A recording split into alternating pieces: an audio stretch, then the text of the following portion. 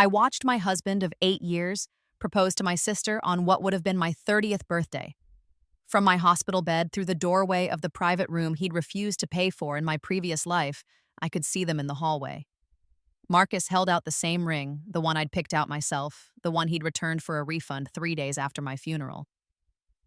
My sister Vanessa giggled, that practiced, tinkling laugh she'd perfected for stealing every good thing that had ever been mine.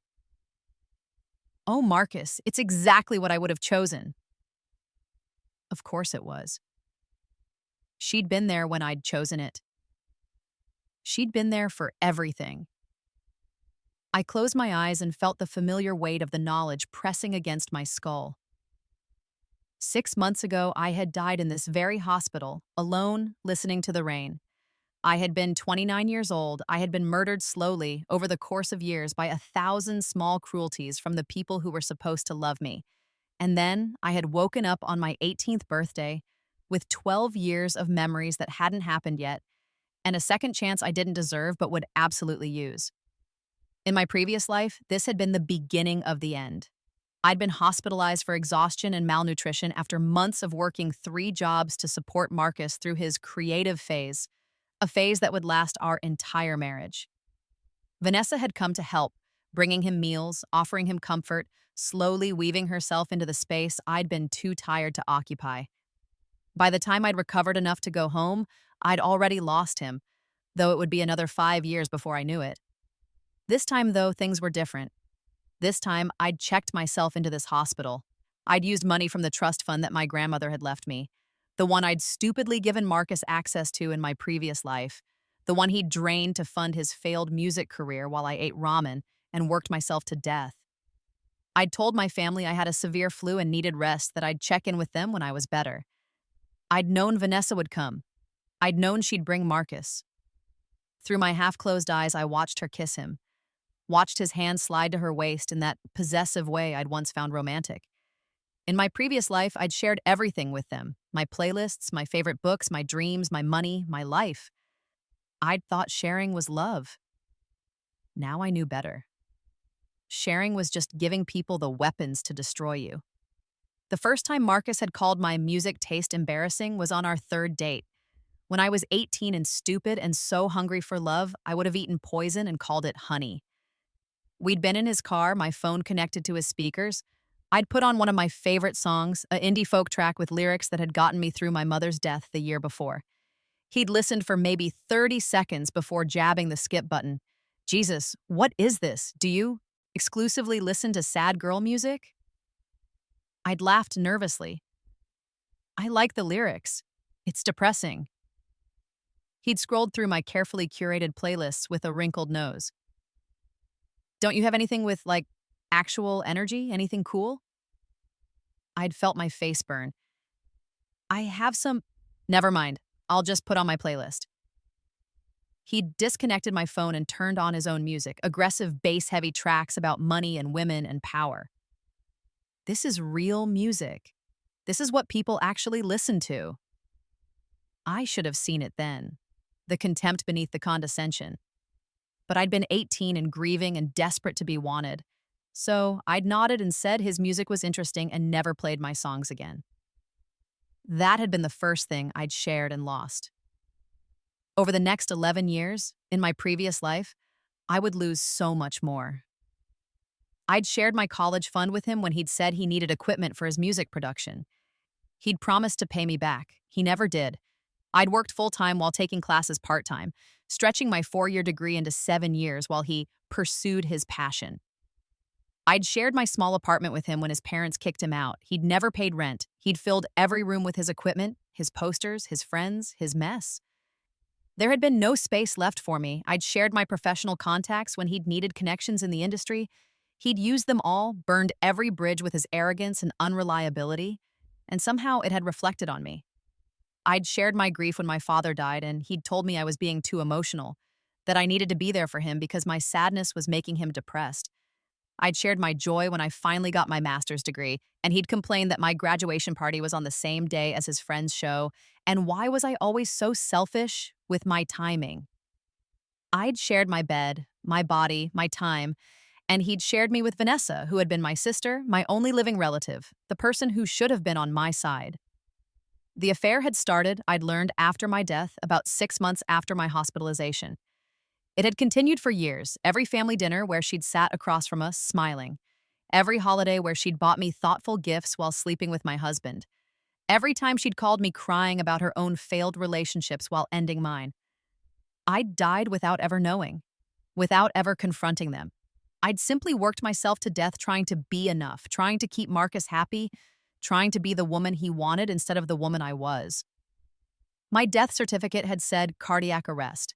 The truth was abandonment, exhaustion, and a lifetime of giving everything to people who valued nothing. But I'd been reborn with one unfair advantage. I knew how the story ended. And this time, I was writing a different ending. The morning after I witnessed their hallway proposal, I checked myself out of the hospital. I'd accomplished what I needed to. Marcus and Vanessa had shown their hands early, revealed their natures before I'd wasted years on them. I'd given them just enough rope, and they'd started tying the noose all on their own. Now it was time for phase 2. I went home to the apartment I'd bought with my trust fund. This time, Marcus had never even learned it existed.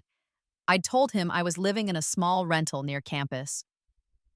In reality, I'd purchased a beautiful loft in the arts district using my grandmother's money.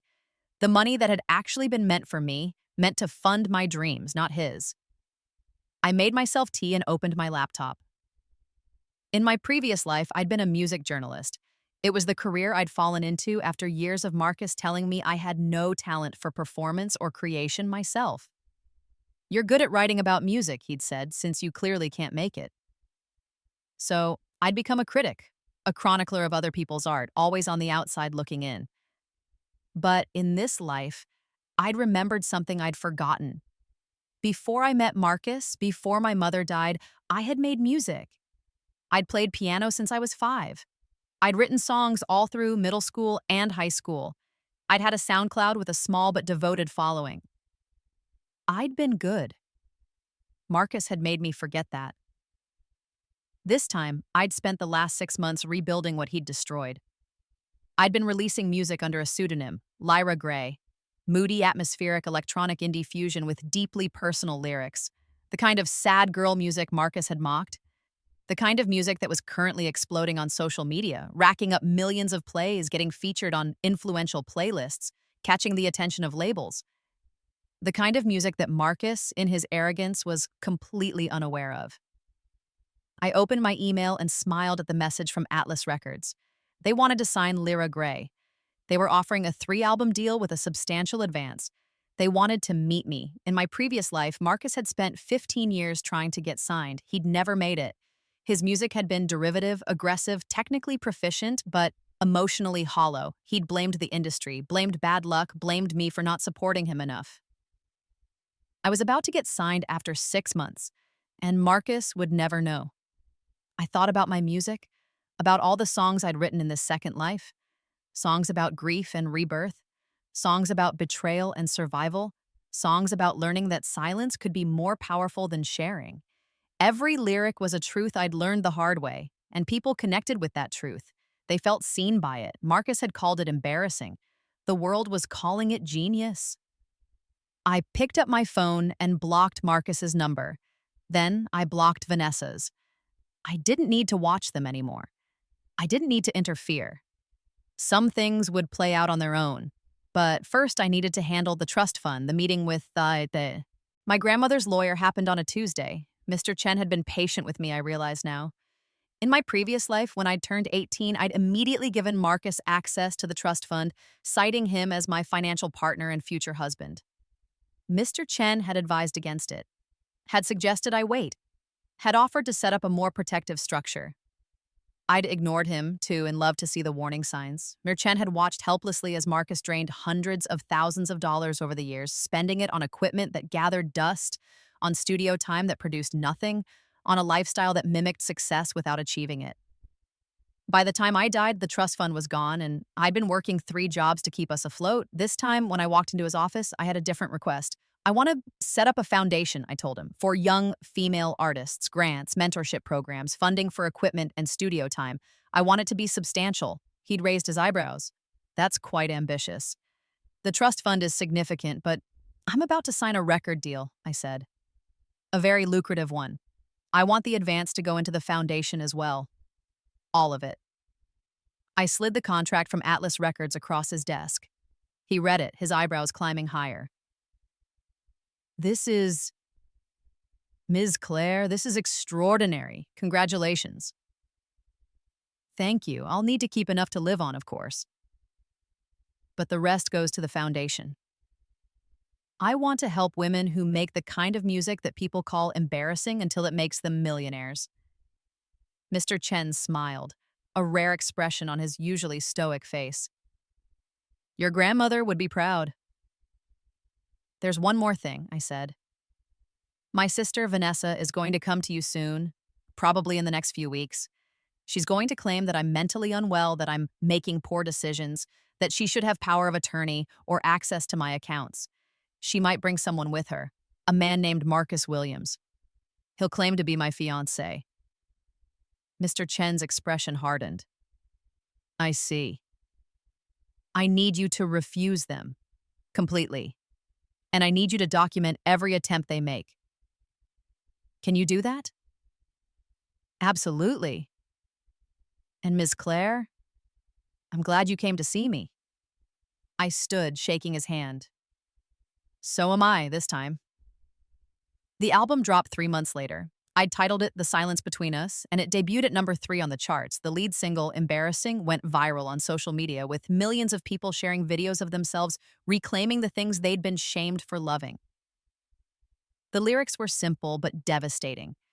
You said my voice was too quiet, my songs too sad. You said my dreams were embarrassing, the worst you'd ever had. So I stopped singing out loud, I stopped playing for you. And in the silence I found someone true. In the silence I found someone true. The music video featured a woman sitting in an empty room, headphones on, eyes closed, while the world outside her window exploded with color and life. It ended with her removing the headphones and stepping outside alone, into the vibrant world that had been waiting for her. People called it a masterpiece of minimalism, a meditation on isolation and self-discovery. I called it catharsis. Marcus called it, well, I didn't know what Marcus called it because I never answered when he tried to reach out. He'd tried, of course. Once my identity as Lara Gray was revealed, I'd done the announcement myself at a carefully orchestrated press conference. My phone had exploded with messages from numbers I'd blocked and new numbers I didn't recognize. Marcus had created new social media accounts to message me. He'd shown up at my grandmother's lawyer's office just as I'd predicted. He'd even shown up at Atlas Records, claiming to be my partner, my collaborator, demanding a cut of my advance. Security had removed him. Vanessa had been quieter but more insidious. She'd gone to the press claiming I'd stolen our family money, that I'd abandoned her when she needed me most, that fame had changed me.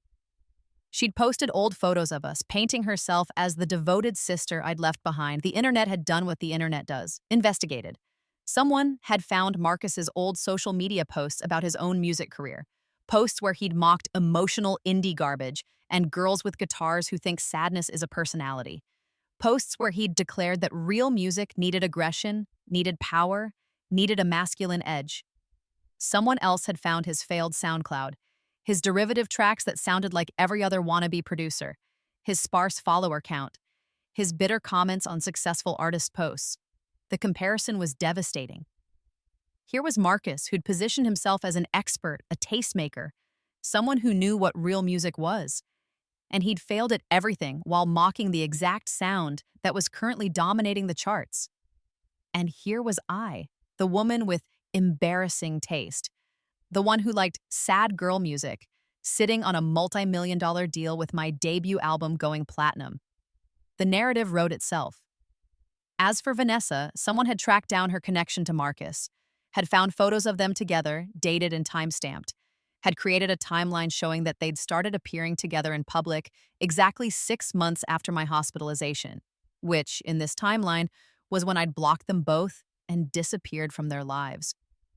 The internet decided Vanessa had been trying to latch onto me now that I was successful, that Marcus was her jealous ex trying to claim my work, that they were both transparent opportunists. None of it was quite accurate to this timeline, but it was emotionally true to what they had done in my previous life. The universe, it seemed, had a sense of irony. The foundation launched 6 months after my album release. I called it Grandmother's Song, after the lullaby my grandmother used to sing to me when I was young. The one my mother had sung to me, the one I'd hummed to myself in hospital beds and empty apartments and the darkest moments of my previous life. The grants were substantial. The mentorship program connected young artists with established producers and musicians who actually wanted to help, not exploit. The equipment program provided instruments and software and studio time to people who couldn't afford it. And the first grant recipient was a 19-year-old girl who'd posted a video of herself singing an original song in her bedroom. The comments had been vicious. Her voice was too breathy, her lyrics were too emotional, her sound was boring. She should try making real music. She'd reminded me of myself at 18. I gave her $50,000 and 6 months of studio time. Her debut single dropped 3 months later and went straight to #1. Marcus tried to apply for a grant. The foundation rejected him. The interview aired on a cold November evening, exactly 1 year after my rebirth. I'd agreed to sit down with one of the most respected music journalists in the industry, a woman who'd been in the business for 30 years and didn't ask softball questions. I knew she'd ask about Marcus, about Vanessa, about the drama that had surrounded my rise. I'd prepared. "Let's talk about the elephant in the room," she said, 15 minutes into the interview. "Your ex-partner, Marcus Williams, has made some claims about your early relationship. He says he was instrumental in your musical development, that you're using his techniques, his equipment, even some of his unreleased material. What do you say to that?" I'd known this was coming. Marcus had been making noise for months, trying to attach himself to my success in any way possible. "I'd say that Marcus is entitled to his perspective," I replied calmly. "But the truth is documented. I've been playing piano since I was 5. I had a SoundCloud account with original music before I ever met Marcus. I studied music theory in college while working full-time. Every song on my album was registered with my performing rights organization with timestamps that prove when they were created. If Marcus has evidence to the contrary, he's welcome to present it." "And has he?" "No, because there is none." The interviewer nodded. "He also claims that you owe him financially, that you used shared resources." "We were never married. We never had shared resources. I supported him financially during our relationship, but that was my choice. A choice I stopped making when I realized he didn't respect me or my art." "He's said publicly that your music is derivative, that it lacks technical skill." "He called it embarrassing," I interrupted softly. "That was his exact word. He said my music taste was embarrassing, that what I loved was worthless, that I had no talent. And you know what? He was entitled to that opinion. But it was his opinion, not the truth. Millions of people around the world have connected with this music. This embarrassing music has gone platinum. This derivative sound is being taught in music schools now. His opinion doesn't matter anymore. It never should have mattered." The interviewer leaned forward. "That sounds personal." "It is personal. That's what makes it good art." The lawsuit came 2 weeks after the interview. Marcus was suing me for half of my album earnings, claiming common law marriage and shared intellectual property. Vanessa had joined the suit, claiming I'd misappropriated family funds and owed her restitution for emotional distress. It was laughable. We'd never lived together in this timeline. I'd never given him access to my money. I'd never created anything with him. My lawyers were confident it would be dismissed. But I let it play out because I wanted the discovery process. I wanted depositions. I wanted everything documented and public. And during discovery, my lawyers uncovered something interesting. In this timeline, Marcus and Vanessa had already been together when Marcus first approached me. They'd planned it. Vanessa had suggested he date me, knowing about my trust fund, thinking I was an easy mark. They'd seen me as a resource to exploit. It had all been a scam from the beginning. The revelation came out in depositions, recorded and transcribed. Marcus tried to lie, but phone records didn't lie, text messages didn't lie. Vanessa's own diary, seized as part of discovery, didn't lie. Marcus thinks he can string her along for a few years, get access to the money, and we'll split it. She's so desperate for love she'll never question it. And she trusts me. I'm her sister. This will be easy. The entry was dated 2 weeks before Marcus and I first met at a coffee shop that Vanessa had suggested. When the documents became public, the court of public opinion delivered its verdict swiftly. Marcus and Vanessa became cautionary tales, examples of people who tried to exploit family and failed. Their social media accounts were flooded with condemnation.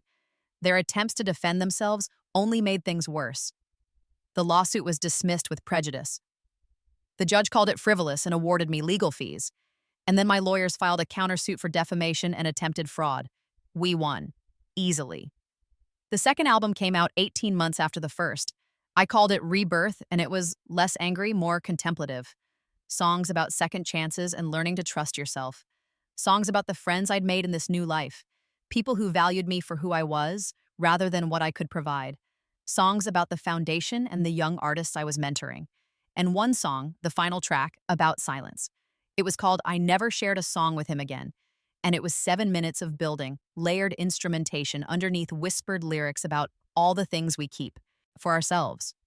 All the ways that privacy is self-preservation. All the beauty that exists in the things we don't give away.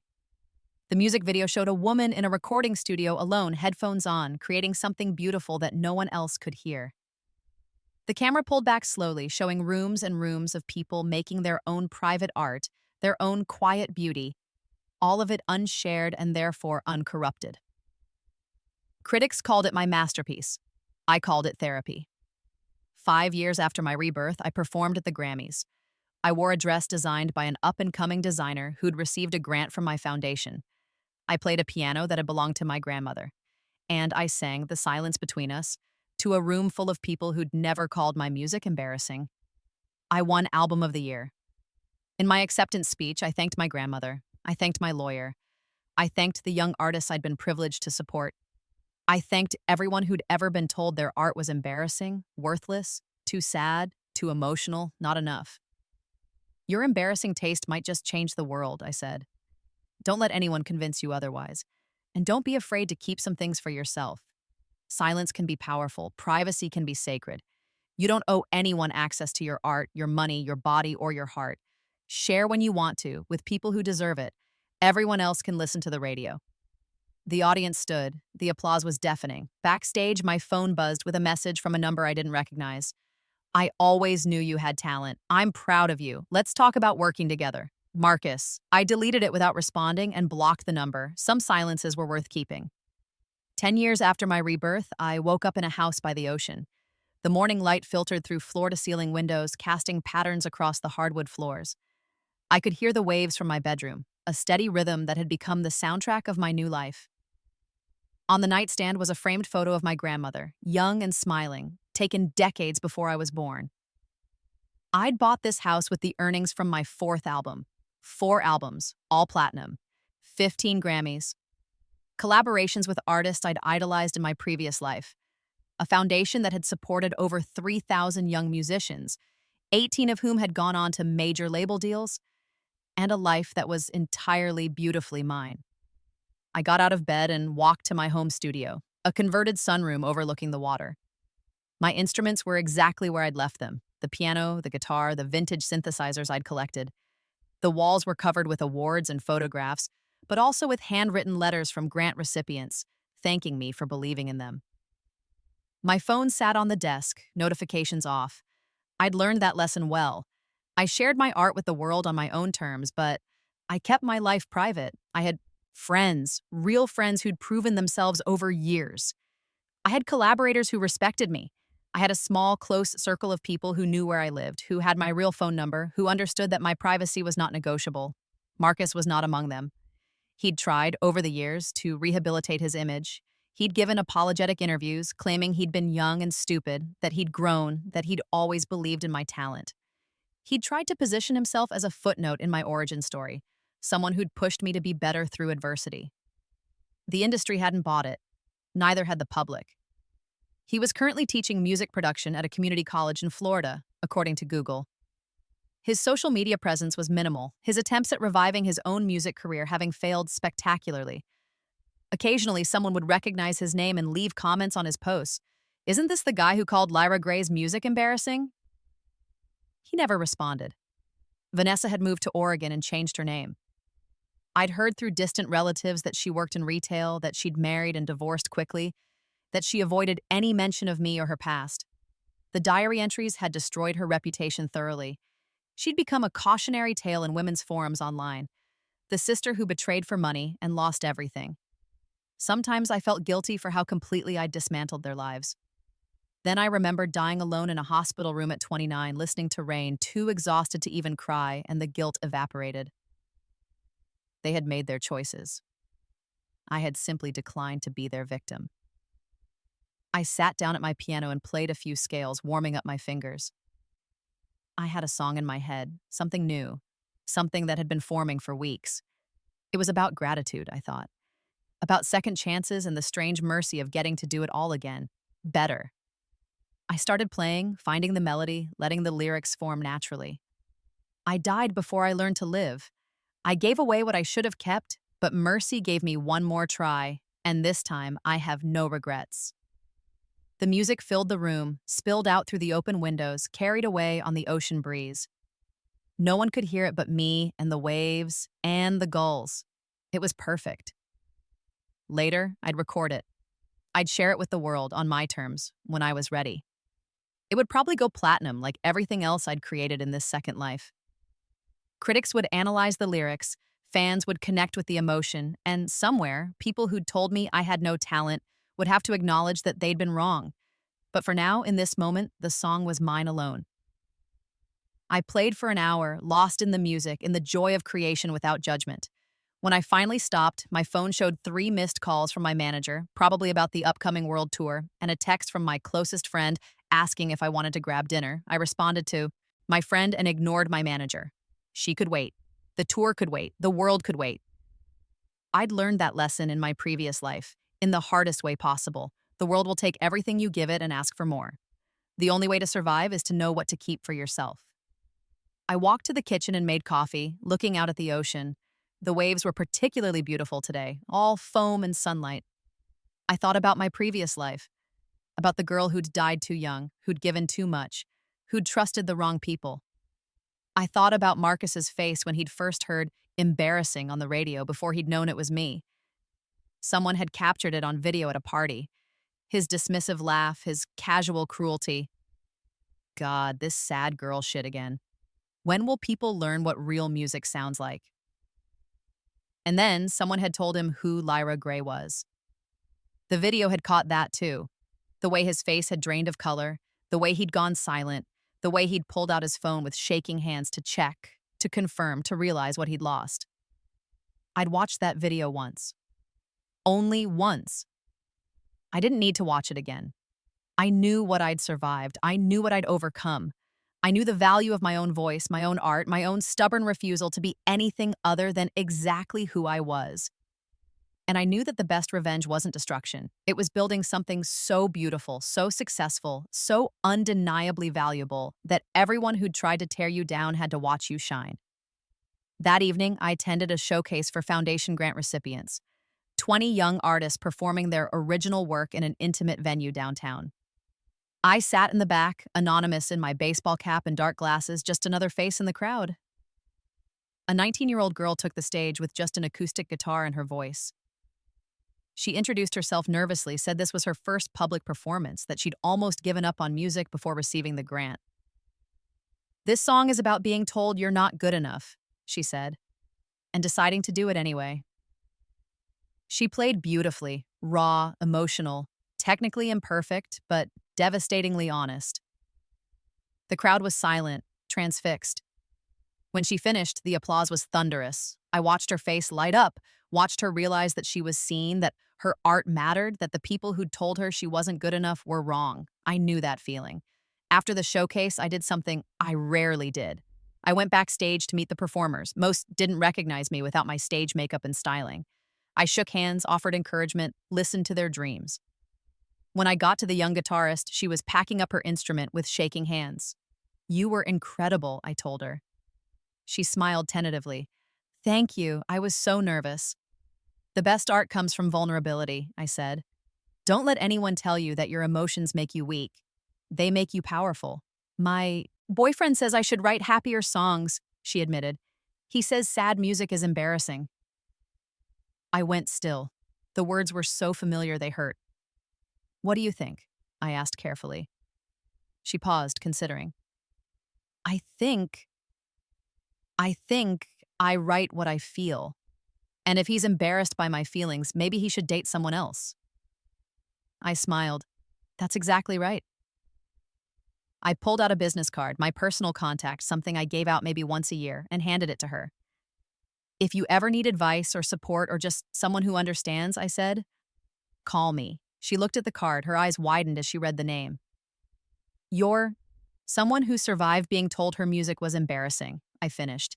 And I promise you, it gets better. You just have to keep going. And you have to know when to stop sharing with people who don't deserve to hear your songs. She nodded, tears in her eyes, clutching the card like a lifeline. I left the venue and walked to my car, the ocean air cool and clean. My phone buzzed with another message from an unknown number. I saw you won another Grammy. Congratulations. I never doubted you. Marcus. Again. He created new numbers every few months, tried new approaches, sometimes apologetic, sometimes accusatory, always trying to find a way back into my life. I didn't block this one. I didn't delete it. I simply opened my phone's settings and turned on the autofilter for unknown numbers. I didn't need to engage with his attempts to rewrite history. I didn't need to prove anything to him. I didn't need closure or confrontation or revenge. I just needed to keep living, keep creating, keep sharing my music with people who deserve to hear it. And Marcus wasn't one of them. I drove home along the coastal highway, windows down, the smell of salt and freedom in the air. My own music played on the radio. Rebirth was currently #2 on the charts. The DJ introduced it with reverence, called it a modern classic, mentioned that I'd just been nominated for another Grammy. I turned it up and sang along with myself, laughing at the absurdity, the impossible beauty of this second chance. In my previous life, I died believing I was worthless. In this life, I was proving every day that I'd always been valuable. I'd just been surrounded by people too small to see it. The difference wasn't in me. It had never been in me. The difference was in who I chose to share my music with. And this time I chose wisely. This time I chose myself. 10 years after Rebirth, final reflection, I stood on the stage of a sold-out arena, 50,000 people singing my lyrics back to me, and thought about silence. This was the final show of my world tour, 2 years of traveling, performing, connecting with fans across the globe. The show was ending with I never shared a song with him again, the 7-minute opus that had become my signature piece. As the music swelled, I looked out at the sea of faces, people of all ages, all genders, all backgrounds, united by the shared experience of my art. Art that Marcus had called embarrassing. Art that had been dismissed, mocked, and undervalued by someone who'd claimed to love me. The bridge approached, and I did what I'd done at every show on this tour. I stepped back from the microphone and let the audience sing. So I'll keep my songs like secrets. I'll hold my heart like gold. I'll share when I want to share. The rest is mine to hold. 50,000 voices, all singing about the power of keeping something for yourself, all understanding that sharing wasn't always love, and privacy wasn't always loneliness. The song ended. The arena exploded with sound, and in that moment, surrounded by love I'd earned, art I'd created, and a life I'd built entirely on my own terms, I finally let go of the last piece of anger I'd been carrying from my previous life. Marcus hadn't deserved to hear my music, but these people did, and that made all the difference. I took my bow, waved to the crowd, and walked off stage to thunderous applause. My manager met me in the wings, already talking about the next album, the next tour, the offers that had been flooding in. I listened with half an ear, still floating on the high of performance, until she said something that caught my attention. Also, there's been another request from Marcus Williams for an interview.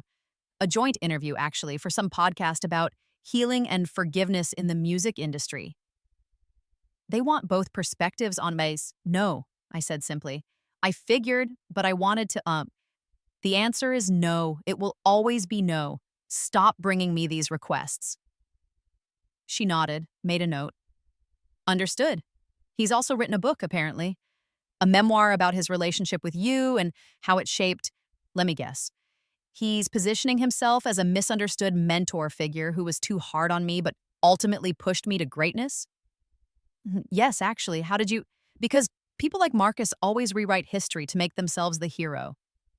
But the beautiful thing about truth is that it's documented. My songs are registered with timestamps. My interviews are recorded. My success is measurable and undeniable. His book will sell maybe 1,000 copies to people who love drama, and then it'll disappear. Because lies don't have staying power. Only truth does. Should we issue a response? Maybe a statement clarifying, "No," I said again. "We don't respond. We don't engage. We don't give him the attention he's desperately seeking. We just keep creating, keep succeeding, keep proving through action that his opinion never mattered." My manager smiled. "You know, when I first started working with you, I thought you were too soft, too nice. I worried you wouldn't be able to handle the industry. And now? Now I know that kindness isn't weakness, and that the strongest thing you can do is refuse to engage with people who don't deserve your energy." I hugged her, grateful for her understanding, and headed to my dressing room. Inside, someone had left a bouquet of my grandmother's favorite flowers, white roses, with a note. She would be so proud of Mr. Chen. I smiled, touched that my lawyer had remembered. He'd been there from the beginning of this second life, helping me protect what was mine, supporting my decisions even when they seemed radical. I took a photo of the flowers and posted it to my private Instagram, the one with only 100 followers, all people I trusted completely. No caption needed. They understood. My public Instagram with its millions of followers would get a professional post later. Concert photos, thank yous to the crew, announcements about the next album. That was the art I shared with the world. This, the flowers, the private joy, the quiet gratitude, was mine. I'd learned to separate the two. It had saved my life. Late that night, I sat in my hotel room with my guitar, writing the first song for my next album. It came easily, flowing out like water, like it had been waiting for me to be ready to write it. It was about a girl who died and came back to life. A girl who learned that second chances were really just first chances to get it right. A girl who discovered that the people who dismissed her art were only revealing their own limitations.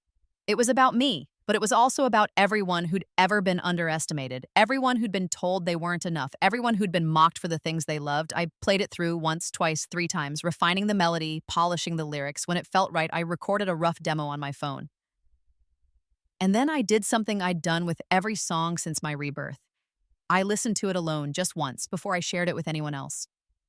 This moment, when the song was brand new, when only I knew it existed, when it was still purely mine, this was sacred. This was power. This was the thing Marcus had tried to take from me. My ability to create something beautiful without his approval, without his input, without his presence. This was what I'd reclaimed. The song ended. I sat in the silence afterward, just breathing, just existing in the space between creation and sharing. And then I sent the demo to my producer with a simple message: ready to start album 5. Within minutes, my phone lit up with excited responses. My team loved it. They wanted to start recording next month. They were already planning the release strategy. I turned off my phone and set it aside. Tomorrow, I'd dive into the logistics. Tomorrow, I'd start the process of turning this private moment into public art. Tomorrow, I'd share this piece of myself with the world. But tonight, the song was still mine, and that was enough. In another city, in a small apartment he couldn't really afford, Marcus scrolled through social media on his phone. Another article about my tour. Another review calling me a genius. Another video of fans singing my songs. He typed out a message to an unknown number, me, though I'd blocked him years ago and would never see it. "I always knew you were talented. I was just trying to push you to be better. Why can't you see that?" He stared at the message for a long time before deleting it unsent. In his mind, he'd rewritten our history. He was the tough love mentor, the misunderstood critic, the man who'd shaped my success through adversity. He told this story to his students, to dates, to anyone who'd listen. But deep down, in a place he'd never admit existed, he knew the truth. He'd called my music embarrassing because he was embarrassed by his own lack of talent. He'd dismissed my dreams because they highlighted his failures.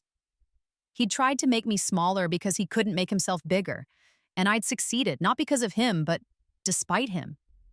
Not because he'd pushed me, but because I'd pushed myself away from his toxicity. The success I'd built had nothing to do with him. It never had.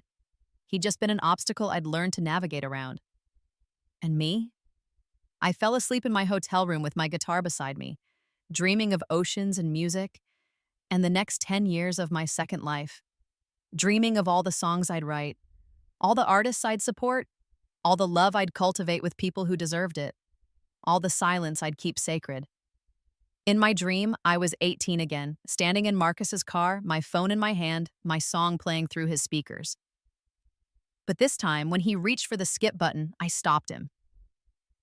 "Actually," Dreamy said, "I'm good. You can let me out here."